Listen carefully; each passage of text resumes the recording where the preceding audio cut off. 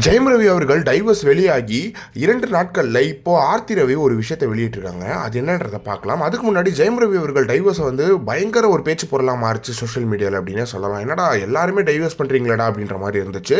இந்த நிலையில் ஆர்த்தி ரவி இதை பற்றி சொல்லும்போது என்ன பண்ணியிருக்காங்க அப்படின்னு பார்த்தீங்கன்னா வந்து சமீபத்தில் இந்த செய்தி வெளியே வந்து கேட்ட உடனே எனக்கு பயங்கர ஆச்சரியமாக இருந்துச்சு, அதிர்ச்சியாக இருந்துச்சு. என்னடா இப்படி ஆயிடுச்சு அப்படின்னு சொல்லிட்டு அப்படின்ற மாதிரி சொல்லியிருந்தாங்க.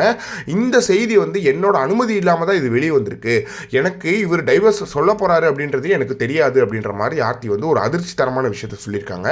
18 வருடங்களால் நான் வாழ்ந்த வாழ்க்கைக்கு இது வந்து பயங்கரமான கஷ்டத்தை தருது அப்படின்ற மாதிரி சொல்லியிருக்காங்க.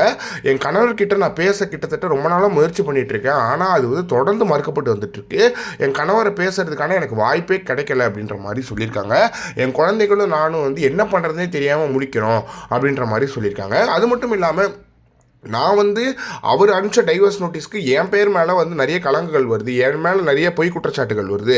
ஒருவேளை இந்த குற்றச்சாட்டுகளை நான் மறுக்காமல் விட்டுட்டா காலப்போக்கில் அது உண்மையாடுமேன்ற ஒரே ஒரு காரணத்துக்காக தான் இந்த ப்ரெஸ் ரிலேஷனை வெளியிடுறேன் அப்படின்ற மாதிரியும் ஆர்த்தி ரவி சொல்லியிருக்காங்க.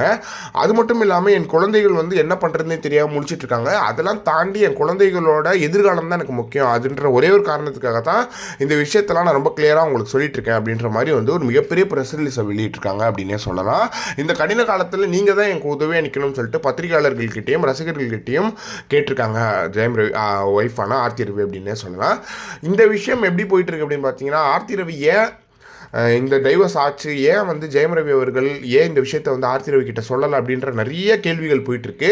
இந்த கேள்விகளுக்கெல்லாம் தொடர்ந்து ஜெயம் ரவி அவர்கள் பதிலளிப்பாரா? இது வந்து அது மட்டும் இல்லாமல் இது பர்சனலான விஷயம், இது அவங்கவுங்க விஷயத்தில் விட்டுறணும் அப்படின்றது ஒன்று இருக்குது. இந்த ப்ரெஸ் ரிலீஸை போட்டு காட்டுறது தேவையில்லாமல் இதுக்கப்புறமும் இந்த விஷயத்தை யாரும் பேச வேணாம் அப்படின்றது ஒன்று இருக்குது. இதை பற்றி நீங்கள் நினைக்கிறீங்க அப்படின்றது மறக்காம கமெண்ட் பாக்ஸில் சொல்லுங்கள்.